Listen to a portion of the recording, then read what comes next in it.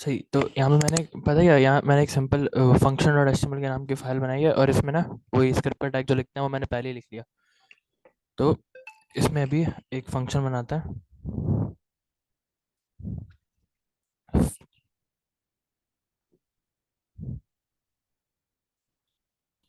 इस फंक्शन का नाम देते हैं माय नेम, और इस फंक्शन को अभी हम कोई इनपुट नहीं दे रहे, और सिंपल बस इसमें एक चीज़ प्रिंट करा रहा है, console डॉट लॉग। और यहाँ पे मैं लिख रहा हूँ रन। सही। अब ये यहाँ पर मैंने ये एक console डॉट लॉग की स्टेटमेंट बना दी, और यहाँ पे मैं रन प्रिंट कर रहा हूँ स्क्रीन पे, सिंपल सा फंक्शन है। सेव करता हूँ, रिफ्रेश करता हूँ, और यहाँ पर कुछ प्रिंट नहीं हुआ। ऐसा क्यों हुआ? क्योंकि हमने ना कोई बटन बनाया है जिसमें हमने ऑन क्लिक पे उसको बताया कि बटन क्लिक होने पे इस फंक्शन को चलाना है। ना ही हमने इसको कुछ ऐसा दिया है, यानी हमने इसको कॉल भी नहीं कराया इस फंक्शन को।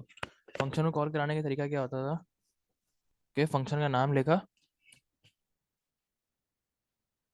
और उसके बाद दो ब्रैकेट्स लगा दी। अब सेव करेंगे, अब रिफ्रेश करेंगे, अब यहाँ पर ये फंक्शन चल गया। इसी तरह अगर यही काम वेरिएबल से करना होता तो इस तरह करते।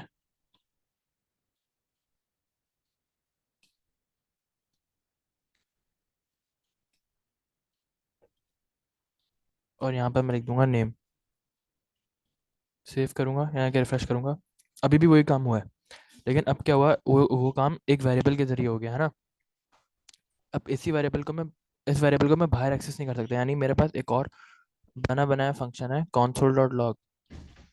इसमें अगर मैं इस वेरिएबल का नाम दूं तो अब मेरे पास एरर आएगा, या फिर खाली आउटपुट आएगा, क्योंकि अब यहाँ पर मैं इसको चेंज कर देता हूँ। नेम एक और चीज़ भी होती है तो उसमें हो रहा है, यूज़र नेम कर देता हूँ। सही।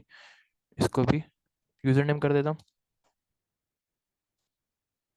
और इसको भी यूज़र नेम कर देता हूँ। अब मेरे पास एरर आएगा कि user name is not defined, क्योंकि हमने देखा था कि स्कोप होता है। स्कोप क्या होता है? ये ब्रैकेट्स, जो चीज़ इन ब्रैकेट्स के अंदर डिफाइन हुई है वो इन्हीं ब्रैकेट्स के अंदर रहेगी। अगर मैं इसको बाहर ले जाऊँ और यहाँ डिफाइन कर दूँ,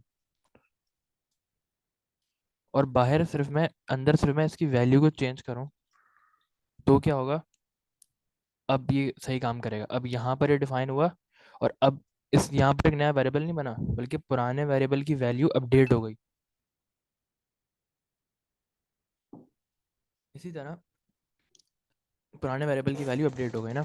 इसी तरह मैं इस चीज़ को, लेकिन अब अगर ऐसा भी हो सकता है कि अगर एक बंदा आया, अगर मैंने इस फंक्शन को दोबारा चलाया, अगर मैंने इस फंक्शन को दोबारा चलाया, मैंने यहाँ पर यूज़र नेम कर दिया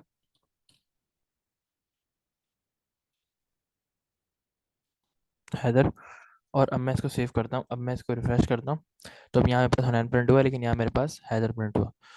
लेकिन अगर मैंने इस फंक्शन को गलती से दोबारा करा लिया, तो अब क्या होगा?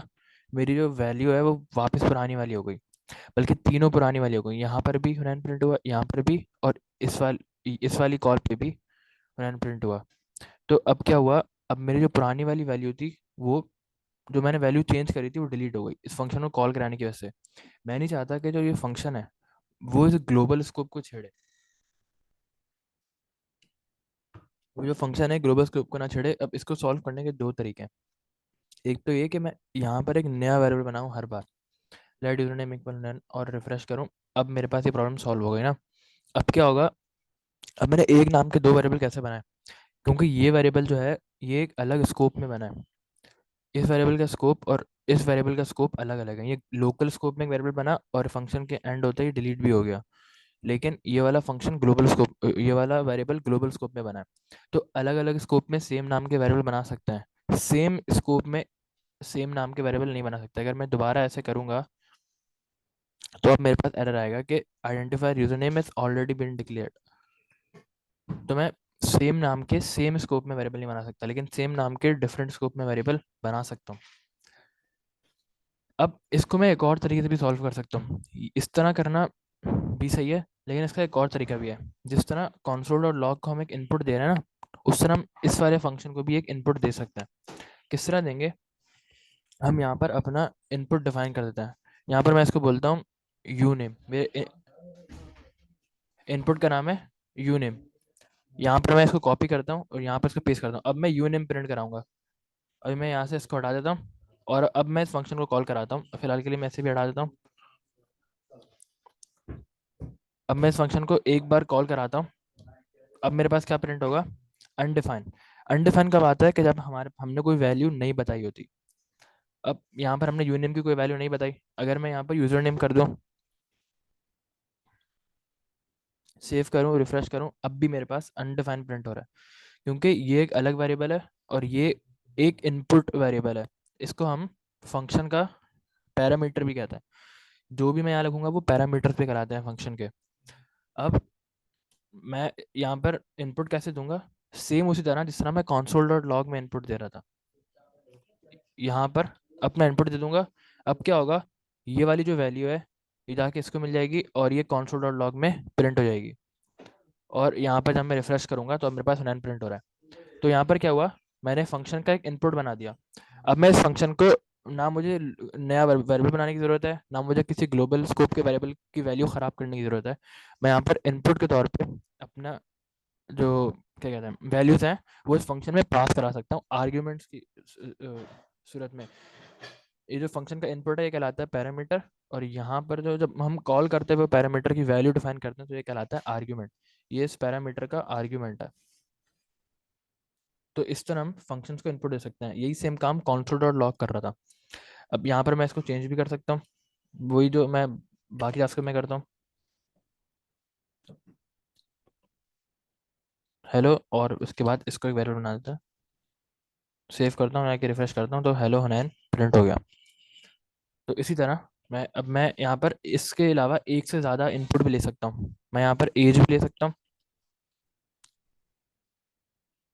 कॉमा डाल के जितने मर्जी मैं ले सकता हूँ। योर एज इज, और यहाँ पर हम एज प्रिंट कर देंगे। लेकिन एज जो है वो अनडिफाइन है, क्योंकि मैंने यहाँ पर एज की कोई वैल्यू नहीं दी। इनपुट के मैं एज नहीं दी। तो अब मैं इनपुट में एज दे देता हूँ। मैं दे देता हूँ 19 और अब यहाँ पर आ जाएगा hello Nain your age is 19। तो अब इस तरह मैं इसको दो इनपुट दे रहा हूँ। इस तरह मैं इसको कई इनपुट भी दे सकता हूँ। लेकिन अब यहाँ पर एक मसला ये हुआ कि यहाँ पर अगर मैं इसको इनपुट देना भूल गया तो इसने क्या किया? इसने अनडिफाइंड शो कर दिया ना। अब मैं नहीं चाहता यहाँ पर अनडिफाइन है, तो मैं इसको डिफ़ॉल्ट वैल्यू भी दे सकता हूँ। मैं इसको डिफ़ॉल्ट वैल्यू दे सकता हूँ इक्वल 10 दे देता हूँ, कि अगर मैं इसको कोई भी वैल्यू नहीं दूंगा तो इसकी वैल्यू बाय डिफ़ॉल्ट 10 हो जाएगी। लेकिन अगर मैं इसको इनपुट दे दूंगा तो फिर इसकी वैल्यू क्या हो जाएगी? 19। जिस तरह console डॉट लॉग में अगर मैं कुछ भी ना दूं, तो क्या मैं लिखता हूँ console डॉट लॉग, अगर यहाँ मैं कोई भी इनपुट ना दूं तो यहाँ पर कुछ भी प्रिंट नहीं होता ना। अनडिफाइंड प्रिंट नहीं होता, बल्कि कुछ भी प्रिंट नहीं होता। तो ऐसा क्यों होता है? क्योंकि उन्होंने यहाँ पर इस तरह किया हुआ होगा, खाली स्ट्रिंग बाय डिफॉल्ट रखा होगा। सेम मैं इसके लिए भी कर देता हूँ कि अगर मैं यू नेम की वैल्यू ना दूं तो फिर क्या हो? एक खाली स्ट्रिंग आ जाए। अब मैं हुनैन नहीं देता, ना ही 19 देता हूँ। अब मैं सेव करूँगा, रिफ्रेश करूँगा तो अब हेलो खाली स्ट्रिंग और योर एज इज 10। इसी तरह मैं एक डिफ़ॉल्ट स्ट्रिंग हमाद भी दे सकता हूँ। सेव करता हूँ, रिफ्रेश करता हूँ और अब hello Hamad your age is 10। लेकिन अगर मैं यहाँ पर इनपुट दे दूँ, अगर यहाँ पर मैं इनपुट दे दूँ तो फिर क्या होगा? इस जो डिफ़ॉल्ट वैल्यूज़ हैं वो ओवर हो जाएंगी, वो डिलीट हो जाएंगी और ये वाली वैल्यूज़ मानी जाएंगी। तो यहाँ मैं डिफ़ॉल्ट वैल्यूज़ भी दे सकता हूँ फंक्शन के पैरामीटर्स को, और इस तरह मैं इसको कर सकता हूँ। अब इसके बाद एक और चीज़ देखते हैं, और वो ये कि मैं जिस ऑर्डर में इनपुट दे रहा हूँ ना, वो ऑर्डर मैटर करता है। यानी अगर मैंने ज़ुहैब बाद में दिया और 19 पहले दे दिया तो क्या होगा? तो hello 19 your age is Zuhaib, तो अब ये उल्टा प्रिंट हुआ है ना। तो मुझे इस बात का ख्याल रखना पड़ेगा कि मैं किस ऑर्डर में इनपुट दे रहा हूँ। जिस ऑर्डर में मैं इनपुट दूंगा वो वैल्यू उसी को मिलेगी। 19 जाके यूनेम को मिल गई और ज़ुहैब जाके एज को मिल गई। तो जिस ऑर्डर में मैं इनपुट दूंगा, मैंने यहाँ डिफाइन किया ना, जिस ऑर्डर में मैंने यहाँ पर पैरामीटर डिफाइन किए हैं उसी ऑर्डर में मुझे यहाँ पर इनपुट देना पड़ेगा, वरना ये आगे पीछे वेरिएबल्स डिफाइन हो जाएंगे तो बहुत अजीब हो जाएगा। तो ऑर्डर का बहुत खास ख्याल रखना पड़ता है इसमें। अगर यहाँ तक आपको कोई क्वेश्चन है तो, वरना हम आगे बढ़ते हैं और एक प्रॉब्लम सॉल्व करते हैं। सही। तो यही सारा काम जो था वो console डॉट लॉग कर रहा था ना। अभी तक जो हम देख रहे थे console फंक्शन था, वो इनपुट भी ले रहा था, वो भी सिर्फ वो भी सेम यही काम कर रहा था। अभी हम इसको यहाँ पर छोड़ते हैं और एक नई फाइल बनाते हैं, और इस फाइल में भी हम फंक्शन से ही काम करेंगे, लेकिन इसमें हम एक और चीज़ देखेंगे, और वो है रिटर्न टाइप्स। मैं इसको सेव कर लेता हूँ, इसको return dot H T M L, और इसको ऑल फाइल कर लेते हैं। आजकल क्या होगा, हाइपरटेक्स्ट मार्कअप लैंग्वेज सेव करना मसला बन गया है। कॉपी फुल फाइल पाथ, और मैं यहाँ पर इस फाइल को खोल लेता हूँ। अभी तक तो वो सेम ही है ना। तो अब मैं यहाँ पर पहले पहले तो मैं वही काम भी कर सकता हूँ, प्रॉम्प्ट से इनपुट लूँ, एंटर योर नेम। अब प्रॉम्प्ट से इनपुट आके यहाँ पर पेस्ट हो जाएगा, और सेम काम मैं यहाँ पे भी कर सकता हूँ, और यहाँ पर मैं ना भी दूँ तो मसला नहीं है, लेकिन दे भी सकता हूँ, कर लेते हैं फिर। मैं इसको अलग अलग लाइन पर लिख लेता हूँ ताकि आराम से समझ आ जाए।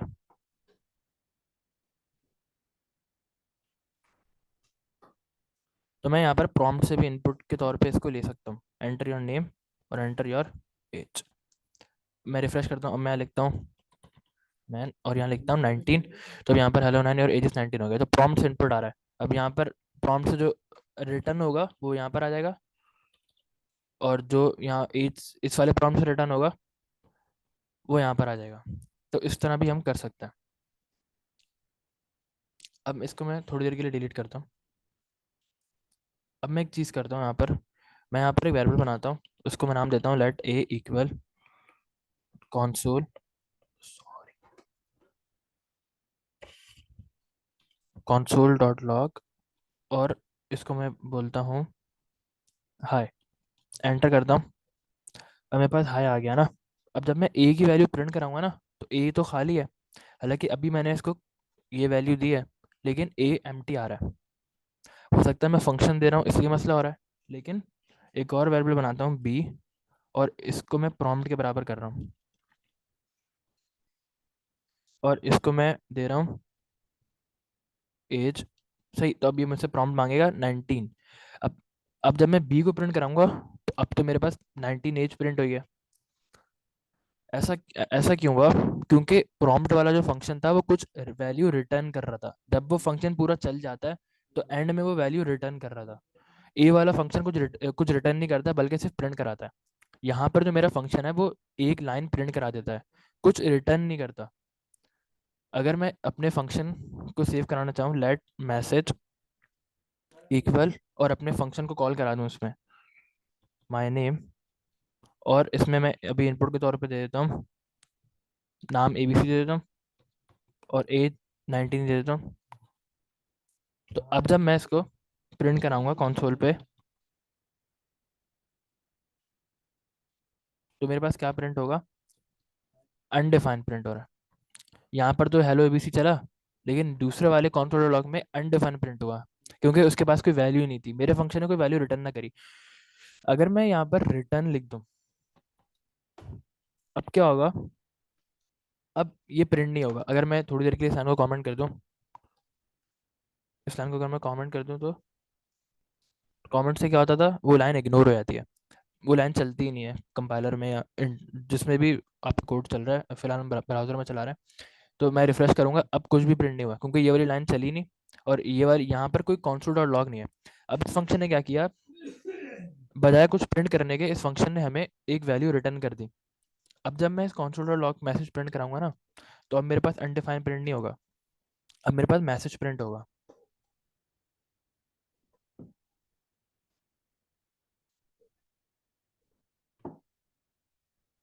अब मैं यहाँ पर दोबारा console लिख लेता हूँ, सही, जैसे जैसे मैंने पहले लिखा हुआ था। मैं यहाँ लिख लेता हूँ पूरी ये वाली बात। अभी के लिए मैं सेमीकोलन डाल दूँ, सेव करता हूँ, रिफ्रेश करता हूँ। अभी भी एक बार प्रिंट हुआ, ये वाली स्टेटमेंट हमारी नहीं चली। ऐसा क्यों हुआ? क्योंकि हमारे फंक्शन ने ये वैल्यू रिटर्न कर दी। रिटर्न करने के लिए इस फंक्शन को एंड होना पड़ेगा, और अगर हमने रिटर्न स्टेटमेंट सारे प्रोसेस करने से पहले चला दी तो फिर हमारा आगे वाला फंक्शन नहीं चलता। तो हमें इस console लॉग को पीछे लेके जाना पड़ेगा, क्योंकि रिटर्न वाली स्टेटमेंट देखते ही ना वो फंक्शन खत्म हो जाता है। जैसे ही रिटर्न वाली स्टेटमेंट कंप्यूटर पढ़ेगा, ये फंक्शन एंड हो जाएगा। चाहे आगे जितना मर्जी भी कोड लिखा हो, एक लाइन भी उस कोड में नहीं चलेगी। यहीं पर ही फंक्शन खत्म हो जाएगा और ये वाली वैल्यू रिटर्न हो जाएगी। अगर ये वैल्यू मैं कहीं सेव ना करा रहा हुआ तो ये वैल्यू कहीं सेव नहीं होगी, बल्कि ऐसी ही रहेगी। यानी अगर मैंने फिलहाल के लिए इन दोनों लाइन्स को मिटा दिया ना, अब मैंने इस वैल्यू को कहीं सेव नहीं कराया, तो ये वैल्यू प्रिंट ही नहीं होगी। अगर मैं इसको सेव करा दिया और प्रिंट करा दिया तो फिर ये प्रिंट होगी, और अब दो बार प्रिंट हो रही है, क्योंकि एक बार यहाँ पर प्रिंट हुई और अब एक बार यहाँ प्रिंट हुई। अब हमारा फंक्शन प्रिंट भी कर रहा है और वैल्यू रिटर्न भी कर रहा है, यानी हम उस वैल्यू को किसी वेरिएबल में सेव भी करा सकते हैं। ऐसा नहीं है कि हमें बार बार अपना फंक्शन चला के इस लाइन को प्रिंट करना पड़ेगा, बल्कि हम इस वैल्यू को सेव भी करा पा रहे हैं, और हम इस वैल्यू को डायरेक्टली यहाँ भी कॉल करा सकते हैं। मैं इसको भी कुछ भी, तो हम इसको यहाँ भी कॉल करा सकते हैं, जिस तरह हम बाकी फंक्शन के साथ करते हैं, कॉन्सोल के साथ, प्रॉम्प्ट के साथ, हम इस फंक्शन के साथ भी, अपने फंक्शन के साथ भी ऐसे कर सकते हैं। और ये हो गया। तो अभी हमें कॉन्सोल की ज़रूरत नहीं है, क्योंकि हमने अपनी वैल्यू रिटर्न कर दी। अब इस तरह हम बहुत सारे फंक्शंस बना सकते हैं। हम एक फंक्शन बनाते हैं, जैसे यहाँ पर हम इसका नाम रखते हैं मैथ ऑपरेशंस।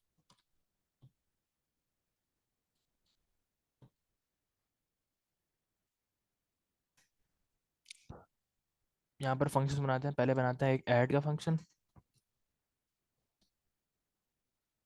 यहाँ पर मैं इसको ऑपरेशंस डॉट HTML के नाम से सेव कर देता हूँ, और यहाँ ओपन कर लेता हूँ।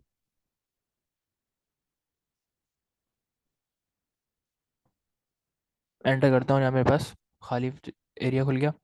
अब यहाँ पे मैं दो नंबर इनपुट ले रहा हूँ, ए और बी, और यहाँ पे मैं इनकी डिफ़ॉल्ट वैल्यू दे रहा हूँ 0। यानी अगर वो जो यूज़र है वो उनकी वैल्यू देना भूल जाए और बगैर वैल्यू दिए इस फंक्शन को कॉल करा ले, तो फिर इसकी हमारे पास कोई डिफ़ॉल्ट वैल्यू हो। और एक और फंक्शन बनाते हैं, इसको मैं नाम देता हूँ सब्ट्रैक्ट, मल्टीप्लाई और डिवाइड।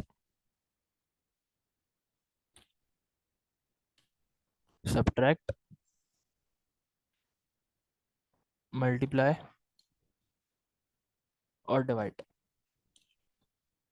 अब बाय डिफ़ॉल्ट इस नाम के फंक्शन हमारे पास जावास्क्रिप्ट में नहीं है। अगर मैं यहाँ पर कोई फंक्शन कॉल कराऊंगा डिवाइड, तो मेरे पास एरर आएगा कि डिवाइड इज़ नॉट डिफाइंड। लेकिन मैं इसको रिफ्रेश कर लेता हूँ। अब अगर मैं डिवाइड को कॉल कराऊंगा तो मेरे पास इस नाम के फंक्शन है। अभी यहाँ पर अनडिफाइंड क्यों आ रहा है? क्योंकि ये फंक्शन कुछ रिटर्न नहीं कर रहा, कोई वैल्यू वापस नहीं कर रहा। फिलहाल के लिए मैं इसको वैल्यू रिटर्न कर देता हूँ, ए प्लस बी। जाहिर सी बात है, दो नंबर ऐड हो रहे हैं तो ए प्लस बी रिटर्न होगा। ऐड करूँगा तो मेरे पास 0 आया। सेव करते हैं, रिफ्रेश करते हैं। अब मैं इसको ऐड चलाता हूँ, मेरे पास 0 आ रहा है ना। हालांकि मैंने इसको कोई इनपुट नहीं दिया, फिर भी 0 क्यों आया? क्योंकि हमने यहाँ पर डिफ़ॉल्ट वैल्यू दी हुई है अपने पैरामीटर्स की। अब मैं इसको कॉल कराते वक्त इस फंक्शन को चलाने को प्रोग्रामिंग में, हर लैंग्वेज में फंक्शन कॉल कराना ही बोलते हैं। फंक्शन को बुला रहे हैं, तो 1 2 देता हूँ और मेरे पास 3 आ रहा है। इसी तरह मैं इस रिटर्न स्टेटमेंट को हर फंक्शन में लिख लेता हूँ, और यहाँ हमारे 4 फंक्शंस कंप्लीट हो जाएंगे। ये हमारा a माइनस बी है, ये हमारा a मल्टीप्लाई बाय बी है, और ये हमारा a डिवाइड बाय बी है। सेव करते हैं, रिफ्रेश करते हैं। अगर मैं यहाँ डिवाइड का फंक्शन चलाऊंगा तो हम यहाँ पर इनपुट दे सकते हैं। मैं इसको देता हूँ 3, और यहाँ इसको इनपुट देता हूँ 5। अब मैंने इसको दो स्ट्रिंग इनपुट दिए, लेकिन कंप्यूटर ने क्या किया, इन दोनों को नंबर में कन्वर्ट कर लिया और फिर इन दोनों को डिवाइड करा दिया।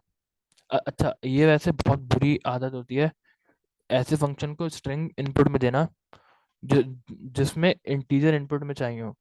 इसमें बहुत सारे एरर्स आ सकते हैं, लेकिन फिलहाल के लिए हमारे कंप्यूटर ने हमें कोई एरर नहीं दिया। लेकिन ये एक अच्छी प्रैक्टिस नहीं है, बहुत सारी कंडीशंस में एरर आ सकता है।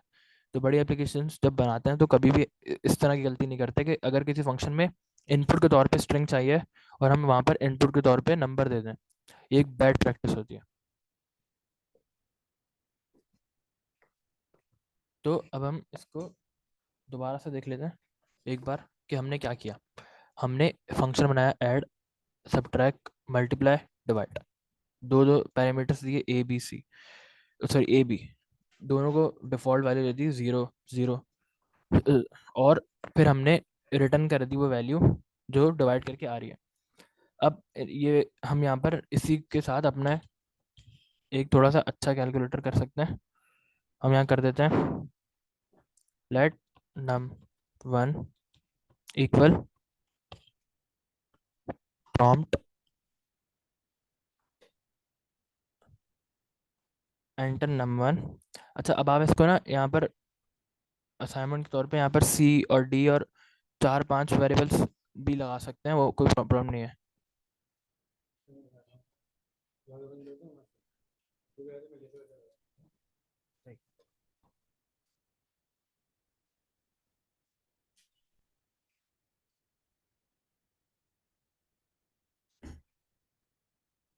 तो अब यहाँ लिख देते हैं ऑपरेशन, जिस तरह हम करते हुए आ रहे थे।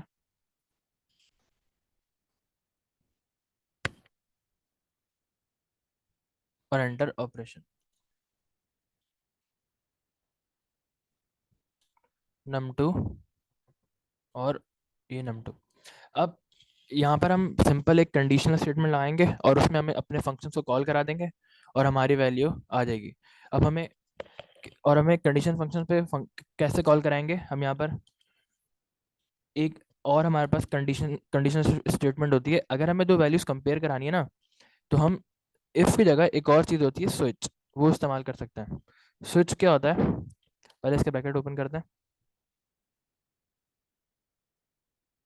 स्विच में मैं अपने वेरिएबल का नाम देता हूँ जिसको मुझे कंपेयर करना है।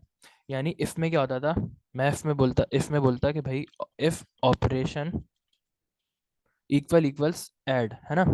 स्विच में मैं क्या बोलूंगा, स्विच में मैं इसी बात को इस तरह लिखूंगा। अभी मुझे एरर क्यों दे रहा है कि ये बोल रहा है कि भाई आपने मुझे बताया तो है नहीं, करना क्या है, अनएक्सपेक्टेड एंड ऑफ इनपुट। तो स्विच में मैं काम किस तरह करूंगा, मैं बोलूंगा स्विच ऑपरेशन, और अब मैं इसको केस बोलूंगा, ये मेरा एक केस है ऐड। इसी तरह मैं यहाँ पर लिखता हूँ, इस तरह मैं स्विच में काम करूंगा। इसी तरह अब ये भी यही बोल रहा है ऑपरेशन इज नॉट डिफाइंड, क्योंकि ऑपरेशन नाम का वेरिएबल हमने यहाँ सेव किया हुआ है, सेव करके यहाँ रिफ्रेश नहीं किया हुआ।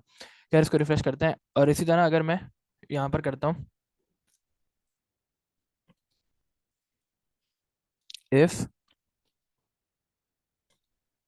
ऑपरेशन इक्वल्स ऐड,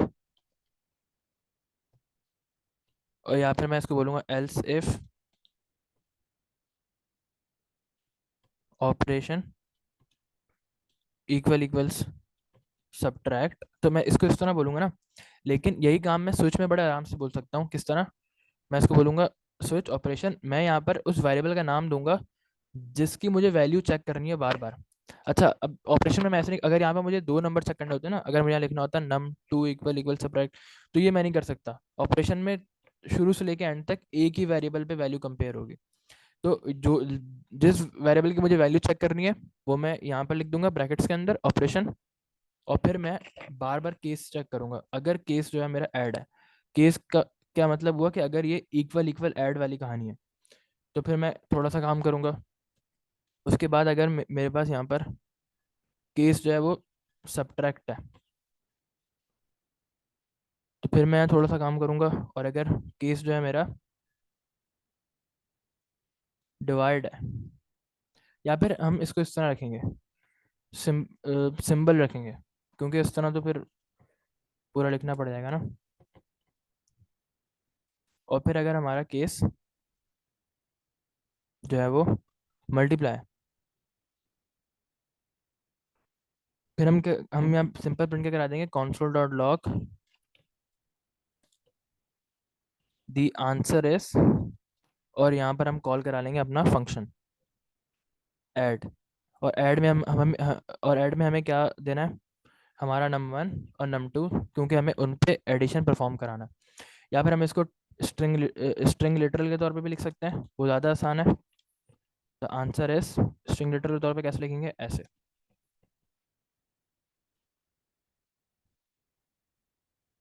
और ये जो है हमारे पास, ये एक वैल्यू किसी फंक्शन से आएगी ना, तो इसको हमें उसी तरह ब्रैकेट में लिखना पड़ेगा, ताकि ये एक वेरिएबल या फंक्शन की तरह ही चले, आम चीज़ की तरह ना चले। अब मैं इसको यहाँ भी पेस्ट कर दूंगा, यहाँ भी पेस्ट कर दूंगा, और यहाँ भी पेस्ट कर दूंगा। और अब मैं इनके इक्विवेलेंट फंक्शंस कॉल करा दूंगा, सब्ट्रैक्ट, यहाँ पर मल्टीप्लाई, और यहाँ पर डिवाइड। सॉरी, ये मल्टीप्लाई है और ये डिवाइड। अच्छा, अब मैं इसमें एल्स कैसे, इस स्विच में मैं एल्स कैसे लिखूंगा, यहाँ मैं एल्स लिखता ना, अगर कोई भी कंडीशन सच ना हो तो फिर एल्स लिख दो ना।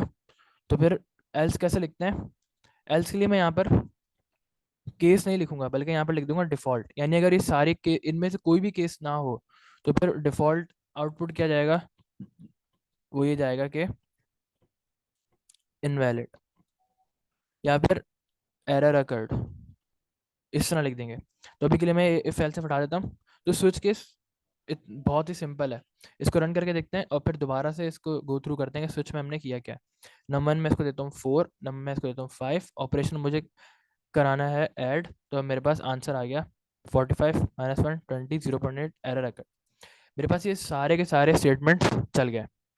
ऐसा क्यों हुआ, क्योंकि पहले इसने क्या किया, दोनों को ऐड कराया 45, है ना। अब देखें यहाँ पर इसने दोनों को नंबर में कन्वर्ट नहीं किया, 45 लिख दिया। तो जैसे मैंने कहा कि कुछ कंडीशंस में एरर आ सकता है, तो बेहतर यह है कि हम इनको नंबर्स में कन्वर्ट कराएं। तो हम पहले इनको नंबर में कन्वर्ट करा लेते हैं, फिर देखते हैं हमारे पास प्रॉब्लम क्या आया कि सारी चीज़ें चल गई।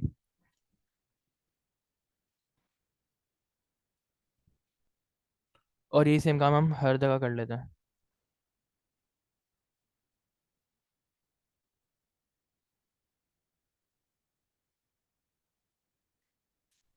यहाँ पर हमारे पास माइनस है, यहाँ हमारे पास मल्टीप्लाई है, और यहाँ हमारे पास डिवाइड है। अब यहाँ पर उसने पहले ये वाला केस तो चलाया प्लस वाला, लेकिन यहाँ पर हमने इसको रोका नहीं, ये सारे केस चलाता रहेगा। इस हमें स्विच को रोकने के लिए कि सिर्फ वही केस चले जो ट्रू हुआ है, हमें यहाँ पर हर केस के बाद ब्रेक लगाना पड़ेगा। ब्रेक जो हमने पहले पढ़ा था लूप तोड़ने के लिए होता है, लेकिन यहाँ पर ये कंडीशन तोड़ने के लिए भी काम आता है। कोई भी चलता हुआ स्कोप तोड़ने के लिए, यानी स्कोप हमने फिर से पढ़े थे, जो हमारे कर्ली ब्रैकेट्स के अंदर जो कोड है वो स्कोप है। तो कोई भी स्कोप तोड़ने के लिए हमें ब्रेक लगाना पड़ता है। तो यहाँ हमने ब्रेक लगा दिया कि बस इतना काम करे और ब्रेक कर दे, अगले केस में ना घुसे। और अब जब मैं इसको रिफ्रेश करूंगा और यहाँ लिखूंगा 4, यहाँ लिखूंगा 5, और ऑपरेशन में देता हूँ प्लस, तो हमारे पास आंसर 9 आ गया।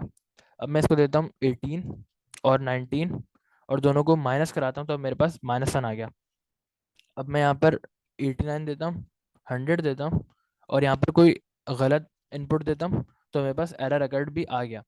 तो अभी थोड़ा सा हमारा फंक्शंस के साथ और स्विच के साथ, दो नई चीज़ों के साथ हमारा वेरिएबल बन गया, सो कैलकुलेटर बन गया। तो एक ही चीज़ को बनाने के बहुत सारे तरीके हैं, लेकिन ये हमने थोड़ी एक नई चीज़ सीख ली, स्विच भी, और रिटर्न स्टेटमेंट भी, और फंक्शंस भी, और फंक्शंस को इनपुट देना भी, और डिफॉल्ट पैरामीटर भी, बहुत कुछ हमने एक ही साथ सीख लिया। अगर यहाँ तक आपको कोई प्रॉब्लम है तो आप पूछें, वरना फिर हम आज की आखिरी चीज़ देखते हैं, और वो है मजीद बिल्ट इन फंक्शंस हम कहाँ से ढूंढें।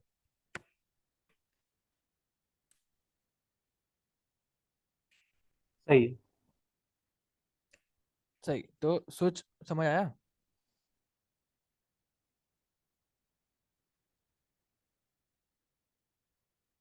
क्या कहते हैं, इफ एल्स का ऑल्टरनेटिव है स्विच, और यहाँ पर वेरिएबल जो हमें चेक करानी है इसकी वैल्यू, और फिर हम केस केस देते रहेंगे। केस अगर प्लस है, केस अगर माइनस है, केस अगर मल्टीप्लाई है, केस अगर डिवाइड है, या फिर अगर कोई भी केस इनमें से नहीं ट्रू हो रहा, और फिर ब्रेक लगाएंगे, और ब्रेक से पहले अपना सारा जितना भी प्रोसेसिंग करनी है वो प्रोसेसिंग करेंगे।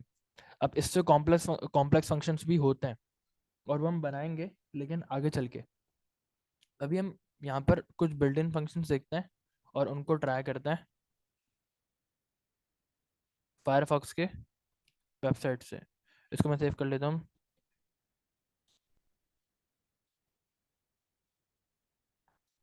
Sorry, built in dot H T M L के नाम से।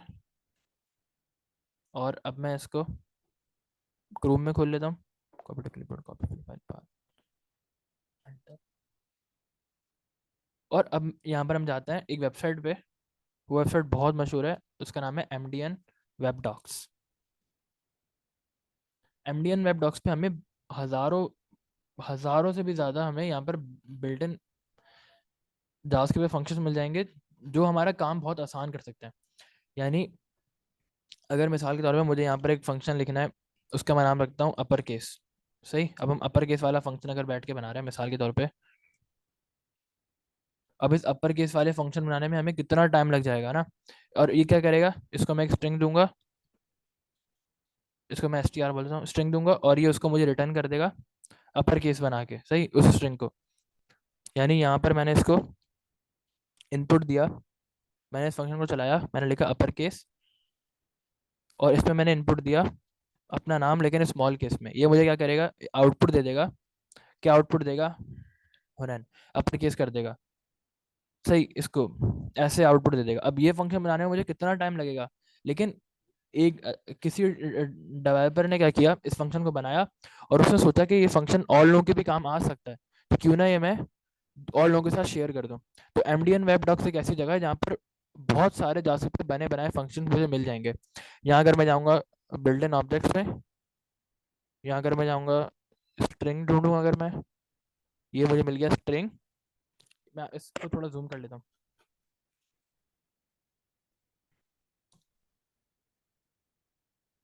तो यहाँ पर मैं आया साइड में, ये वाले एरिया में। इस एरिया में मुझे यहाँ पर दिख रहा है बिल्ट इन ऑब्जेक्ट्स। तो मैं इस बिल्ट इन ऑब्जेक्ट पे क्लिक करूंगा और इस पे क्लिक कर लेता हूँ। फिर यहीं पर मैं ढूंढूंगा स्ट्रिंग, नीचे आता रहूंगा और यहाँ मुझे स्ट्रिंग मिल गया, ये रहा मेरा स्ट्रिंग। मैं स्ट्रिंग पे क्लिक कर रहा हूँ और यहाँ पर मुझे स्ट्रिंग के बने बने फंक्शन मिल गए। अब यहाँ पर मैं ढूंढता हूँ अपना अपर केस फंक्शन, और यहाँ मुझे मिलना चाहिए। यहाँ यहाँ पर आ रहा है string dot concat string dot bolt. यहाँ पर अगर आप देखें तो यहाँ पर ये सारे फंक्शन आ रहे हैं जो मैं चला के देख सकता हूँ स्ट्रिंग के ऊपर। ये big, bold, font colour, fix, ends with, ये सारे मुझे फंक्शंस मिलने हैं। इसके नीचे और भी हैं, is well, is italic, is point. तो इन सारे फंक्शंस को चला के देखते हैं। खैर सारे तो नहीं चला सकते, कुछ चला के देखते हैं। सो ये मुझे मिल गया मेरा upper case, to upper case. यानी मैं इसको मैं इस्तेमाल कैसे करूंगा अपने, ये मेरा स्ट्रिंग है सेंटेंस नाम का, sentence dot to upper case कर सकता हूँ। यानी अगर मुझे यहाँ पर वही काम करना था तो यहाँ मैं अपना स्ट्रिंग लिखूंगा हुनैन, और इसके बाद डॉट टू अपर केस कर दूंगा, क्योंकि यहाँ पे मेरे पास लिखा हुआ है टू, यहाँ पे मेरे पास लिखा हुआ है टू अपर केस। तो मैं इसी तरह टू अपर केस, और जिस तरह हम फंक्शन को चलाते हैं उस तरह चलाएंगे। अभी थोड़े अजीब फंक्शन है, इसमें हम इनपुट यहाँ पर नहीं दे रहे, यहाँ पर दे रहे हैं। ऐसे फंक्शंस को हम मेथड्स कहते हैं। अब इनका क्या मतलब होता है, ये हमें पता चलेगा कल के बाद वाली क्लास। कल हम एरे देखेंगे, उससे अगले क्लास में ऑब्जेक्ट देखेंगे। तो कल से बाद वाली जो क्लास होगी उसमें हमें पता लगेगा इसका मतलब क्या है, रैन डॉट टू अपर केस का। अब मैं यहाँ जाता हूँ, इसको रिफ्रेश करता हूँ, तो रिफ्रेश करने से मेरे पास कुछ प्रिंट नहीं हुआ। अब मैं इसको कॉन्सोल में प्रिंट करा लेता हूँ, कॉन्सोल डॉट लॉग, इसको सेव करता हूँ, आके रिफ्रेश करता हूँ, तो मेरे पास हुनैन कैपिटल प्रिंट हो गया। इनपुट मैंने ऐसे दिया था। इसी तरह मैं इसको कहीं सेव भी कराई कर सकता हूँ। मैं लिख देता हूँ let user name equal Hamad, और अब मैं इसको बजाय हुनैन पे एक वेरिएबल चला के देख लेता हूँ, user name dot to upper case. Save करूंगा, रिफ्रेश करूंगा, अब यहाँ पर हमाद कैपिटल आ गया। अब मैंने इसको जैसा भी सेव किया, अब मैं इसको ऐसे सेव कर लेता हूँ, हम हमाद ऐसे सेव कर लेता हूँ। अब भी ये कैसे प्रिंट होगा, ऐसे प्रिंट होगा। इस तरह मुझे और फंक्शंस मिल जाएंगे। यहाँ पर मुझे मिल जाएगा ट्रिम फंक्शन, ये बहुत काम का फंक्शन है। ये करता है वाइट स्पेसेस को ट्रिम कर देता है। इसको चला के देखते हैं। अगर मैंने यहाँ पर लिखा हुआ है हमाद और यहाँ लिखा हुआ है, तो अब ये मेरे पास किस तरह प्रिंट होगा, ये मेरे पास सारी वाइट स्पेसेस आ रही है ना, मैं नहीं चाहता वाइट स्पेसेस आए, क्योंकि अगर मैं इसको ऐसे प्रिंट कर रहा हूँ वेलकम और फिर प्लस कर रहा हूँ उसके साथ, तो अब इतनी सारी वाइट स्पेसेस मुझे नहीं चाहिए। तो मैं इसको क्या करूँगा, मैं इसको ट्रिम कर लूँगा। कैसे ट्रिम करूँगा, मैं इसके बाद यहीं पर भी लगा सकता हूँ वेरिएबल के अंदर ही ट्रिम, और अब सेव करूँगा, रिफ्रेश करूँगा, और अब मेरे पास इस तरह प्रिंट होगा। अब इसने क्या किया, एक स्पेस भी नहीं छोड़ी, तो मैं यहाँ पर स्पेस रख देता हूँ और मेरे पास वेलकम हमाद प्रिंट हो गया। अब इसी काम को मैं इस तरह भी कर सकता हूँ, फंक्शन चेन भी कर सकता हूँ, यानी टू अपर केस, जैसे ही अपर केस करो उसके फौरन बाद ट्रिम भी कर लो। यानी अब क्या होगा, यूजर नेम जाएगा अपर केस वाले फंक्शन में, जैसे ही अपर केस होगा वहीं से ही ट्रिम वाले फंक्शन में चला जाएगा। तो एक फंक्शन से दूसरे फंक्शन छलांग मारे, जिस तरह हम उसमें करते थे, क्या कहते हैं, हम उसमें करते थे ना, हमें लिखते थे प्रॉम्प्ट, और फिर प्रॉम्प्ट के अंदर हम, प्रॉम्प्ट से बाहर हम लिखते थे नंबर, हम इसको नंबर में भी कन्वर्ट कर रहे हैं और प्रॉम्प्ट भी चला रहे हैं, तो ये सारा काम हम करते थे। तो मेथड्स में इस तरह होता है। अभी थोड़ी अजीब चीज़ है मेथड्स, लेकिन इसको हम आहिस्ता आहिस्ता देखेंगे। अब मैं इसको रिफ्रेश करता हूँ, अब मेरे पास ट्रिम भी हो रहा है और अपर केस भी आ रहा है। इसी तरह मेरे पास नंबर से भी कुछ मेथड्स होते हैं, मैं यहाँ पर नंबर्स के मेथड भी देख लेता हूँ। इस तरह आप और मेथड भी इसको ट्राई कर सकते हैं, ढूंढ ढूंढ के, आपको बस ढूंढने में टाइम बहुत लगेगा, लेकिन एक बार कोई आपका काम का फंक्शन मिल जाए फिर आप उसको आराम से ट्राई कर सकते हैं। मैं यहाँ पर एक इंटीजर के फंक्शन चलाते हैं, मुझे एक दिमाग में है मैं वही चला देता हूँ। मैं यहाँ पर एक नंबर बनाता हूँ और इसको हम करते हैं लेट ए इक्वल 12, और अब यहाँ पर मैं यहाँ पे 12.65, अब ये मेथड नहीं है, ये एक फंक्शन है, ये करेगा। अब अगर मैं यहाँ पर कर दूँ मैथ डॉट फ्लोर, तो मैथ डॉट फ्लोर में अगर मैं ए दे दूँ तो अब क्या प्रिंट होगा, 12। इसने इसको राउंड ऑफ कर दिया। फ्लोर क्या करता है, लोएस्ट पॉसिबल इंटीजर पे राउंड करता है। अब इसको मैं यहाँ भी ढूंढ सकता हूँ एमडीएन वेब डॉक्स में। वैसे यहाँ अगर मैं लिखूँ